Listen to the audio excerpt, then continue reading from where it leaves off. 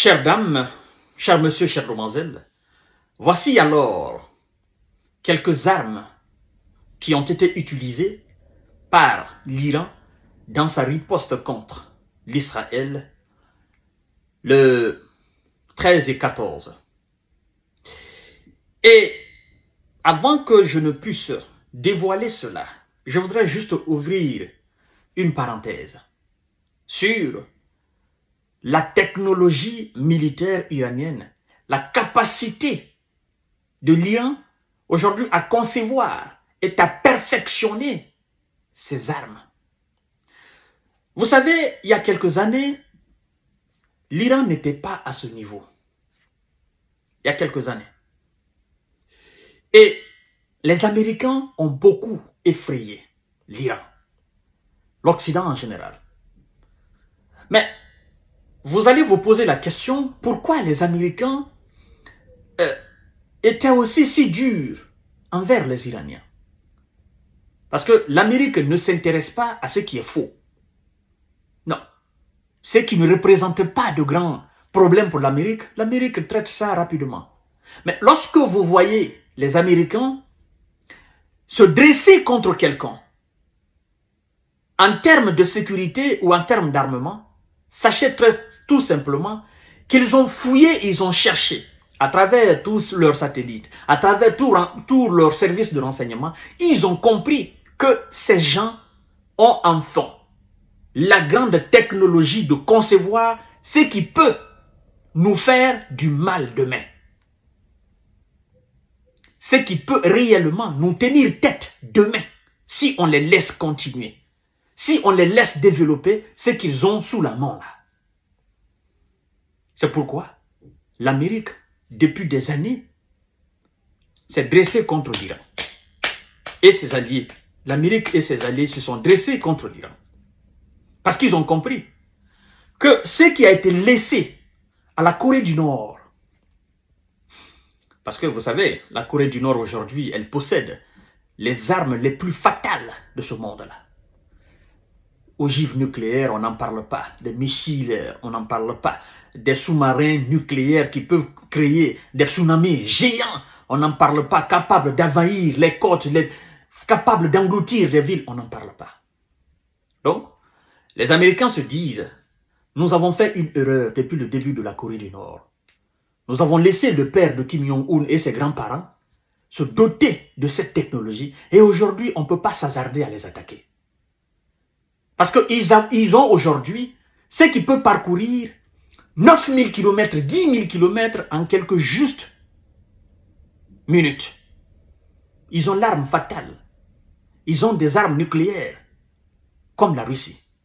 Donc, et vous savez, l'Amérique a peur de tout pays capable de lancer des projectiles à partir de son propre pays et aller atteindre les États-Unis.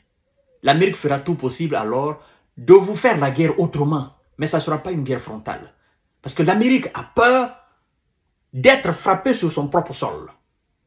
Donc tout pays qui a la capacité de toucher l'Amérique sur son propre sol, l'Amérique ne te fera jamais la guerre ouverte. Mais jamais, jamais la guerre ouverte. Ça sera toujours des guerres hybrides, des sanctions. L'Amérique ne te fera jamais. Et donc aujourd'hui, les Américains savent que l'Iran a la capacité d'avoir la bombe nucléaire. Vous comprenez? Donc, ils sont même dans le doute. Il y en a qui disent l'Iran a déjà. Il y en a qui disent non, l'Iran n'a pas encore. Ils sont en phase préliminaire. Il y en a qui disent non, ils l'ont déjà, ils ont plusieurs têtes. Il y en a qui disent non, ils n'ont pas. Donc, ils sont comme ça dans le doute. Donc, ils ne savent pas. Est-ce qu'il faut tenter, voir réellement s'ils en ont, ils vont le sortir, ou est-ce qu'il ne faut pas les tenter parce que ils l'ont et ils n'hésiteront jamais à l'utiliser. Vous voyez? Donc, ils sont dans ce doute. On y va, on n'y va pas. On y va, on n'y va pas. Vous comprenez?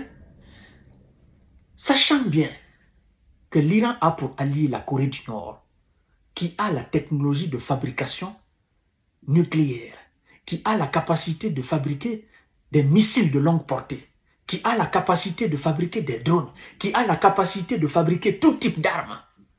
Sachant que l'Iran a pour allié la Russie, qui est la première puissance nucléaire, qui a la seule usine au monde d'enrichir et de réenrichir, parce que bon, il y a des usines qui enrichissent l'uranium, mais la seule et unique usine dans ce monde capable de réenrichir l'uranium, ça se trouve en Sibérie, c'est l'usine, n'est-ce pas, ça appartient à la Russie.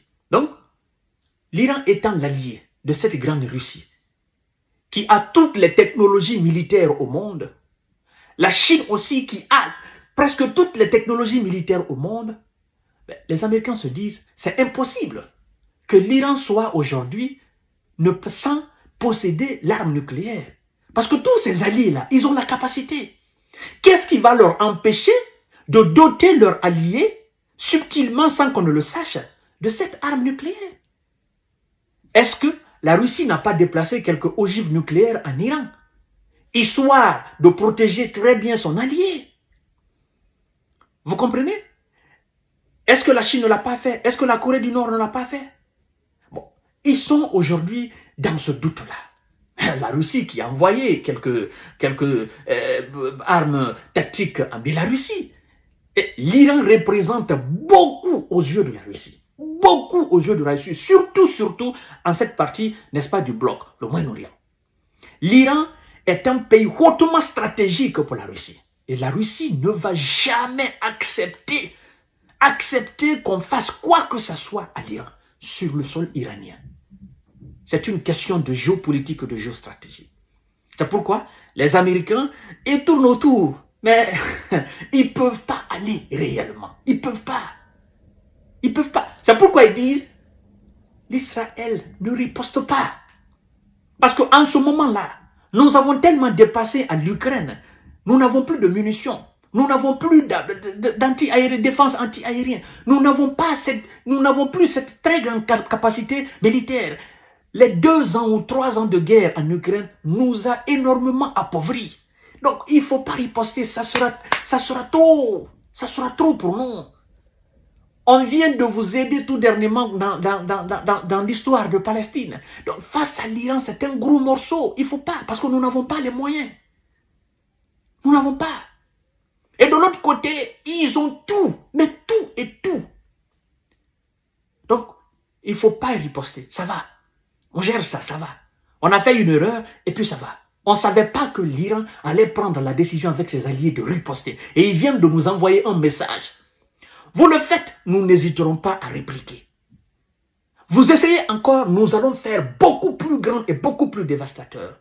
C'est le message que les alliés de la Russie viennent d'envoyer à l'Occident. Alors, chères dames, chers messieurs, chères demoiselles, partagez cette vidéo. Voici en quelque sorte, parce que les médias iraniens ont cherché réellement à comprendre quels sont les types d'armes qui ont été envoyées, types d'armes qui ont été utilisées.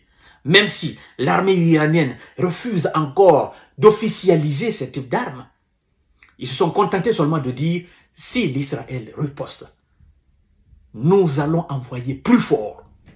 C'est pourquoi je vous ai dit, l'Iran est sûr de quelque chose. Sûr de quelque chose. Clair. Alors, chères dames, chers messieurs, chères demoiselles, écoutez bien. Des centaines de drones kamikazes, Sahel, Shahed 136, capables de parcourir 2000 km à une vitesse de 185 km/h et de transporter une ogive de 50 kg. Ah! Une quoi? Une ogive de 50 kg. Ça veut dire quoi? Ça veut dire, quand on parle d'ogive nucléaire, là on n'a pas précisé si c'est une ogive nucléaire ou pas, mais on dit ogive de 50 kg. Mais je sais que ces gens, ils ont déjà cette arme fatale. Ils ont déjà le nucléaire. Ça, je le sais. Une ogive de 50 kg.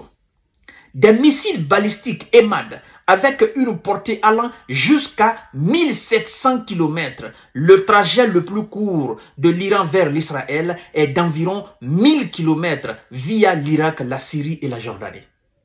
Mesdames et messieurs, d'autres missiles balistiques sans indiquer leur spécificité.